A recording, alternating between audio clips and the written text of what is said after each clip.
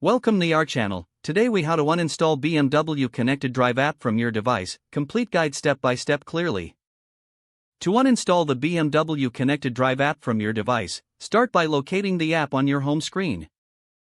On Android devices, tap and hold the app icon until a menu appears. Select the Uninstall option from the menu. If prompted, confirm the uninstallation by tapping OK or Yes. For iOS devices, tap and hold the app icon until the icons start to wiggle. Tap the small X or Remove App option that appears in the corner of the icon. Confirm the deletion by tapping Delete on the confirmation dialog. If you have a newer version of iOS, you may also need to tap Remove from home screen and then delete it from the app library. After the app has been removed, check your device's settings to ensure no additional data remains. You can do this by navigating to your device settings and selecting Apps or Storage. Find the BMW ConnectedDrive app in the list and check if any data is left. If any residual data remains, tap on it and choose the option to clear data or cache. That's it. The BMW ConnectedDrive app is now fully uninstalled from your device. If the page does not load, refresh the browser or try again in a private or incognito window. Make sure you are using the correct email address, then retype it carefully to avoid small typos. If your password is not accepted, use the reset option and create a new strong password you can remember.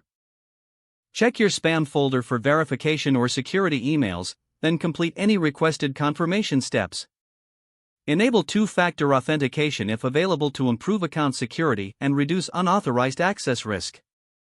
After signing in, review your profile details so your contact information and settings are accurate and current. If you see an error message, note it down and try again after restarting your device and internet connection. Log out when you finish, especially on shared devices, to keep your account and payment information secure. If the page does not load, refresh the browser or try again in a private or incognito window.